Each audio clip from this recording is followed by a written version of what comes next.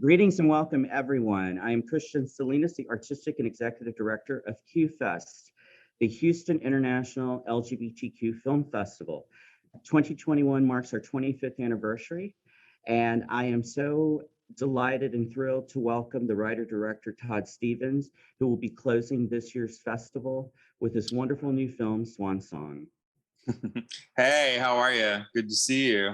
Good to see you. I want to first thank our sponsors for allowing this opportunity, our presenting sponsor, the John Stephen Kellett Foundation, and our program sponsors, the Hollyfield Foundation and the City of Houston through the Houston Arts Alliance.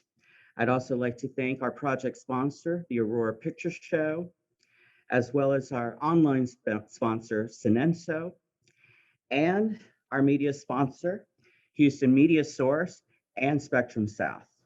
So Todd, let's open the discussion, certainly starting with the inspiration for your film. As I've read, you were inspired by a very special individual in the small town that you grew up in. As a very young gay man coming to terms with your own sexuality, you found someone that you could relate to and that inspired you to I guess, feel comfortable in your own skin. Tell us a bit about that. Tell us a bit about this person. Yeah, when I was a little sort of budding queer boy, pre-queer, is that a word? When I was a kid, pretty young, I would ride my bike downtown. I lived not far from where the whole film was shot in downtown Sandusky. And so every once in a while, I would see this very fabulous man, walking around downtown and who looked completely different than anybody. Because it was a pretty conservative area at the time. It's changed a bit over the years, thankfully. But back then it was pretty conservative. And, this person who I later found out, his name was Mr. Pat. I didn't learn that until many years later, but he was like a rock star, in a way, he looked completely different than anybody. And he had the pantsuit and the hat, fedora, and the more cigarette. And I just really, something about him really, I really related to, even, I didn't know what it was. I like to kind of say that it was like my first true, exposure to true glamour, in the world. And so anyway, years later, when I went to go to our queer bar, which was called the Universal Fruit and Nut Company, which it is in the film and also in my first film, Edge of 17. The first time I went in there, I was this trembling 17-year-old and opened the door and, by myself. And I looked and saw something sparkling and glittering on the dance floor. And I turned and there was Pat, this man that I had seen for many years growing up. And it all kind of connected. And I'm like, oh, that's what I am. That's what, you know what I mean? I felt like I was home, So I really feel like I made the film as a tribute to all the Mr. Pats of the world that helped build the queer community, and also as sort of a love letter to small town queer bars that, in my case, it was a safe space that really saved my life,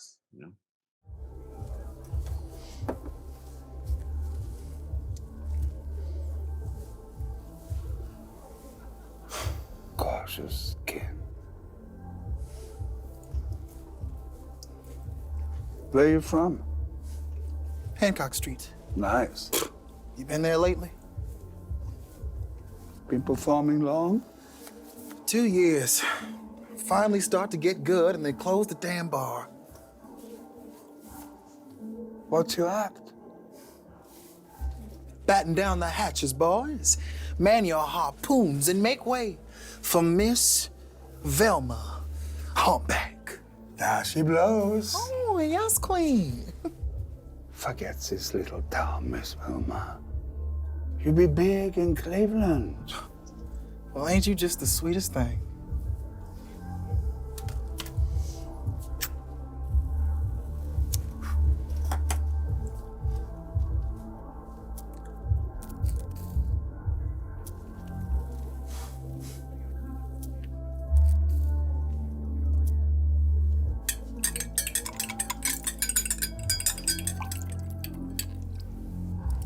Oh, hell no. Sit down. Close your eyes. I'm a professional. No peeking. In a city like Houston, which is fourth largest city, it is a small town. And I too remember being that trembling young person attempting to walk into a bar, but even before then, like driving by them, slowing down, and then speeding off. Yeah, exactly. Right. Yeah, I did that too. And it's just remarkable that, we don't really have that sense of community so much anymore, with the transition to everything being through social media, it seems. But the value of coming out in a gay bar, like when you first walk through that door, you're terrified, but it doesn't take very long to, as you said, realize you're home, and to suddenly know that you're amongst people who truly understand you. And I can remember that first time as like this profound weight walking in, just suddenly disappearing, and then you don't remember anything that happened before you walked in that door. Mm-hmm. Right. Yeah. I mean, sadly, a lot of these places are disappearing, and I teach young kids because I'm a college teacher. So interestingly enough, like a lot of the young queer kids from generation Gen Z that I teach, like kind of have expressed like a desire to have places like that kind of come back, and it's almost similar to, they also love like vinyl records, and they love to shoot on actual film, and a queer, it's things you can touch, and Right. and I think that there's a longing for that. So maybe there's some hope that there could be a bit of a renaissance. We'll see. That's up to them. It's up to their generation.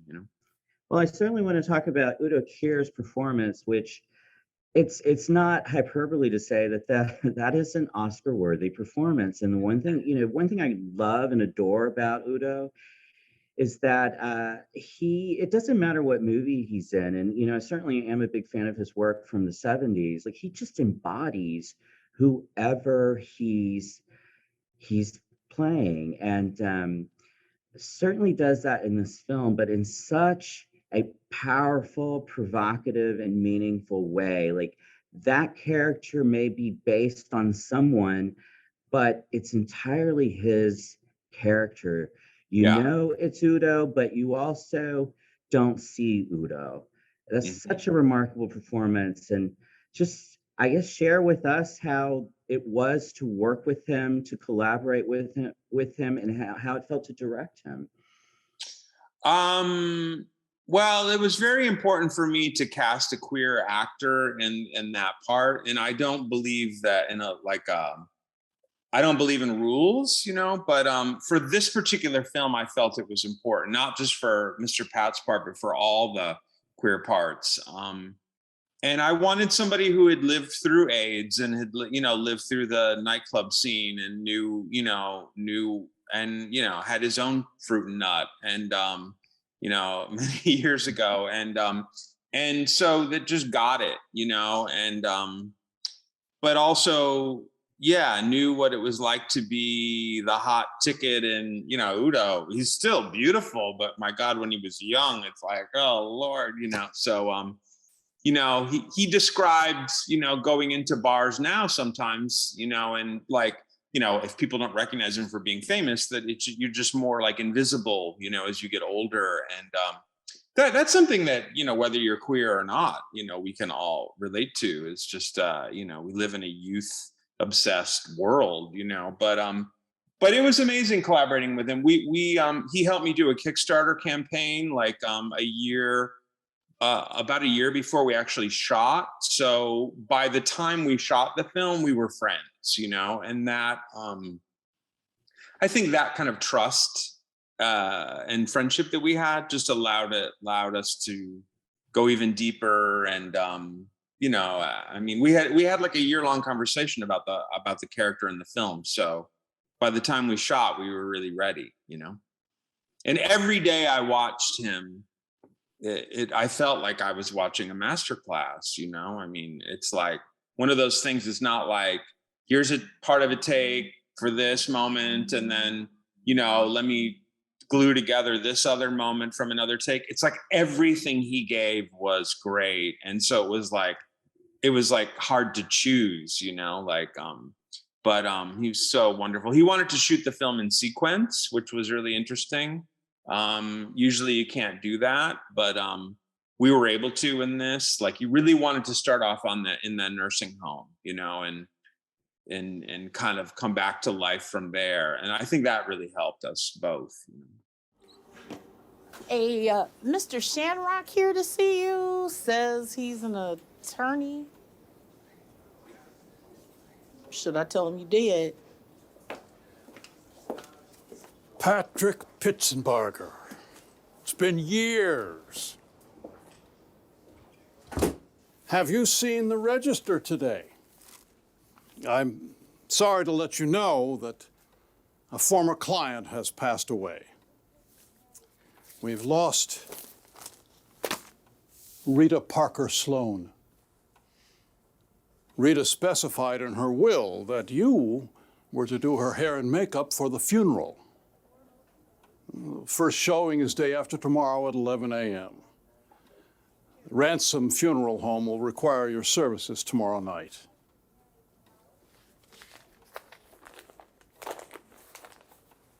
That photo is from a year ago. Perhaps you could recreate the same hairstyle? Split ends and all.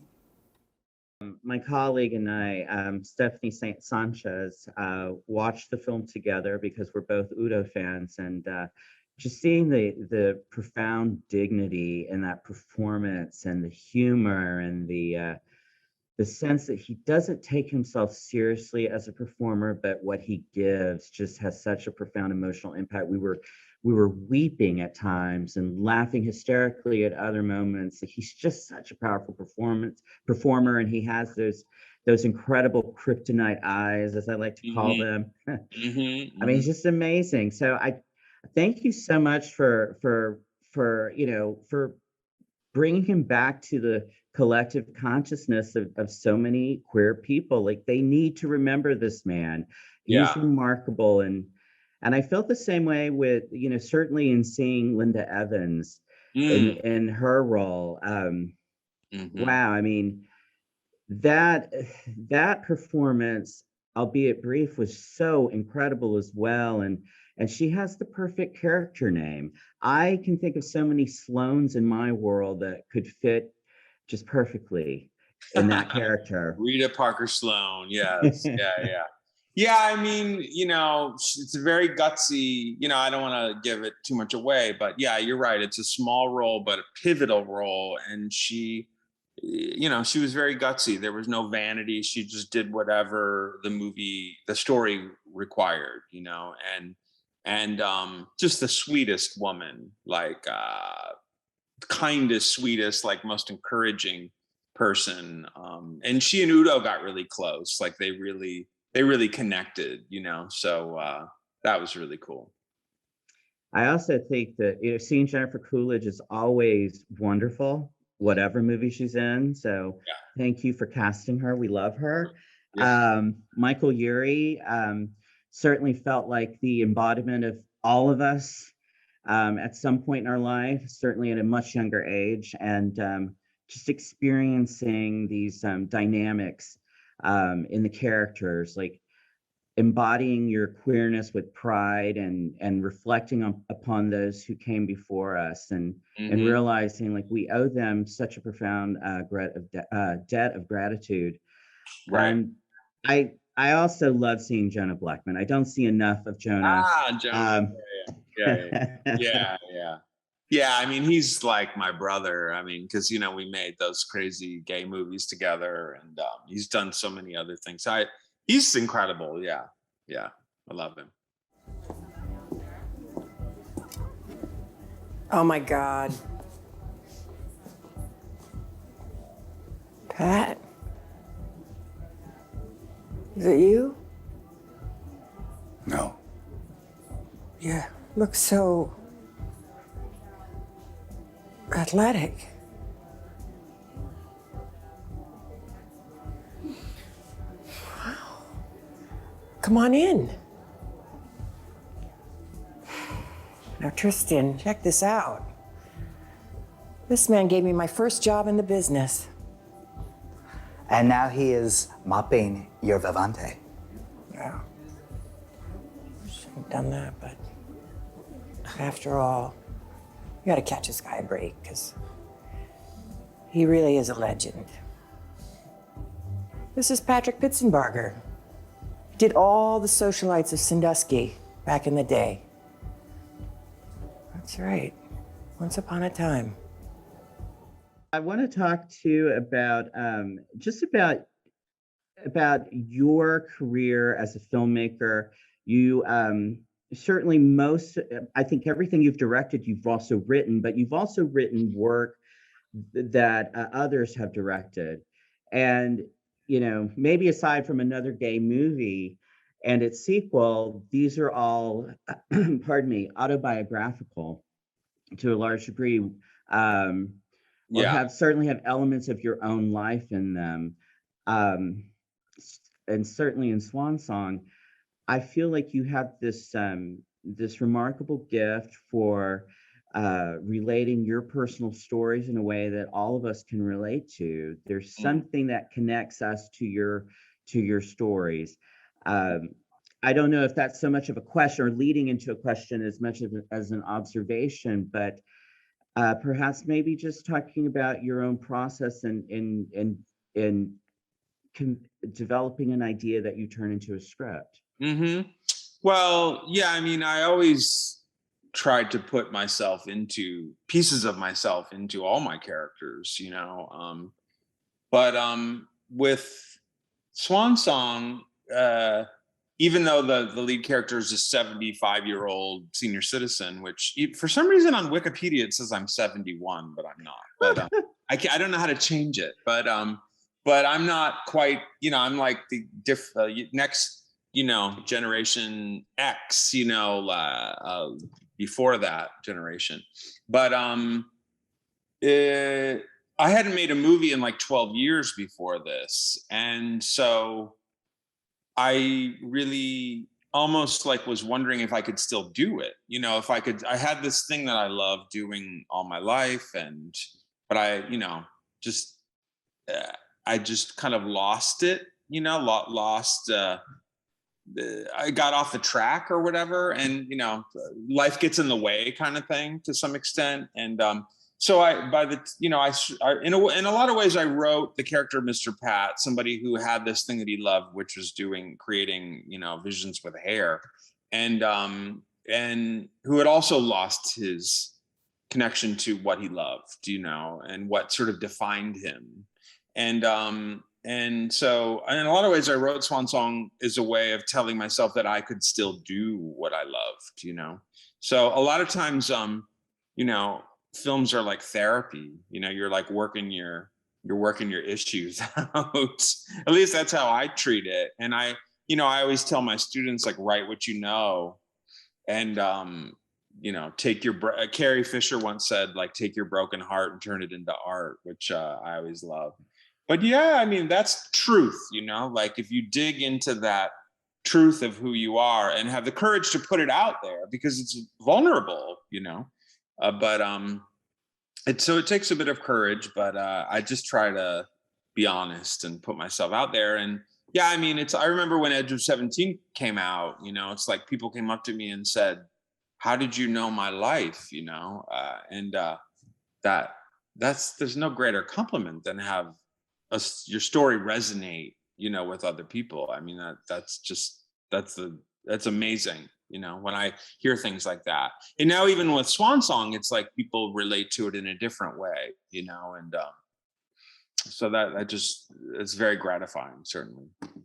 You know, Todd, I appreciate you for being so candid in that response, because, you know, the fact that it has been 12 years since your last film, and that that just seems criminal to me. And I think, you know, speaking on behalf of not only you, but so many others, you know, I came of age as a festival programmer when you were starting out. And I feel like there's just this generation of filmmakers who had so many challenges. First of all, for being openly gay with the very first film that they created, that that you and others who made that choice did not have the luxury of just getting offered other projects because, oh, well, they're not gay, and et cetera, Right. et cetera. And so, your generation of filmmakers, in some ways, at least from my perspective, having done this for so long, we're getting lumped into a category, well, they can only direct queer things. We're not seeing that so much now with younger filmmakers because attitudes have changed. But again, I also feel that this is a problem of just not having the kind of financial support that artists, primarily in Europe, have to develop and keep developing and to keep working and to find a way to establish themselves, not as just as artists, but as professionals, to actually have a way to earn a living. Yeah, it's tough. I mean, I tried to get, big Hollywood money to make Swan Song, or not even, or just even, more of a real budget, and I just couldn't find the money. I mean, I spent years trying to get the money for it, and finally, it was either I was going to give up or I was going to like do a Kickstarter campaign and beg my friends and family for money, and that's how it got started. And so we wound up making it on a very low budget, and with the kindness of my hometown that really pitched in, and contributed in so many ways. Yeah, I mean, I would have. It'd be nice to earn a nice living making, films like that. But and there are, luckily though, there are more avenues now for queer content, and back in the day that you're talking about, it's like, there was hardly any TV series and stuff that had like openly queer characters or dealt with like queer sex and stuff, and that's definitely changed a lot. So there are more avenues, but it's still, I can tell you in this case, making a movie about a gay senior citizen, at least, was a challenge, but that's almost, but we need those kind of stories of people that are underrepresented, so I think if you're making a queer story that's got hot, young folks in it, it's easier. Although that was the case then too. I mean, it's like, you know what I mean? It was like, but yeah, I mean, it's, I feel like no matter what level you get, it's always a challenge to, I don't know. Can I help you find something? How about everything? Ooh, give me 1 second.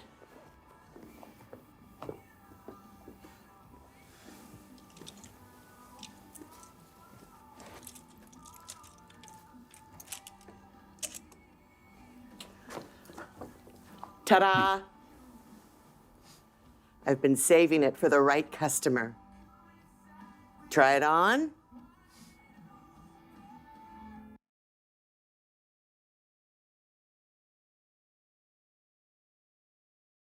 Well, Todd, I have really enjoyed this. We have enjoyed this. I am so sad that we can't bring you to Houston. Thank you so much, COVID, for that contribution.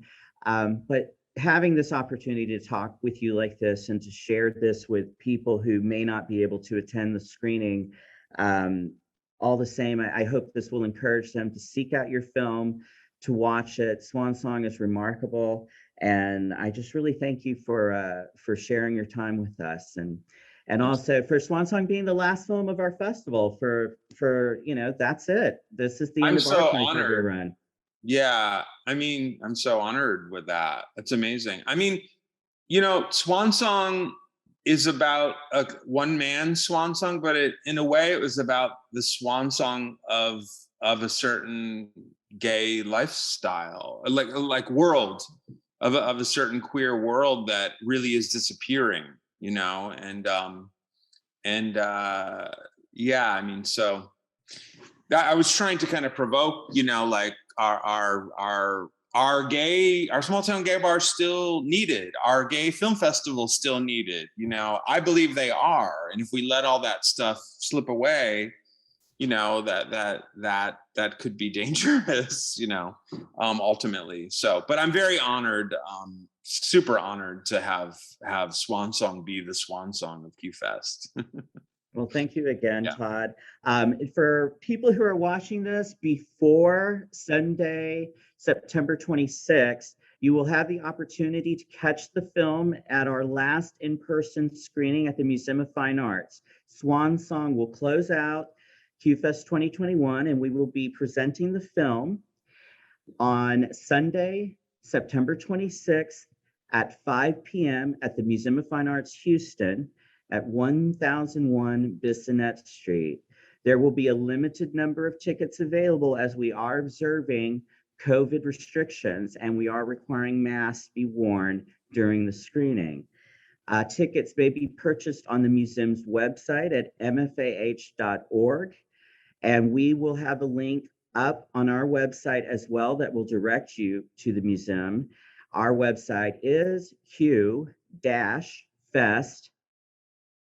And I'd like to once again thank Todd and our friends at Magnolia for making this possible, as well as our sponsors of QFest 2021, our presenting sponsor, the John Stephen Kellett Foundation, our program sponsors, the Hollyfield Foundation, and of course, the City of Houston through the Houston Arts Alliance, our fiscal sponsor, the Aurora Picture Show, our online sponsor, Sinensa, who will be hosting our virtual film festival. And finally, our media sponsors, Houston Media Source, who is working with us to put together these interviews. And finally, our friends at Spectrum South. Thank you again for watching. I'm Kristian Salinas with QFest.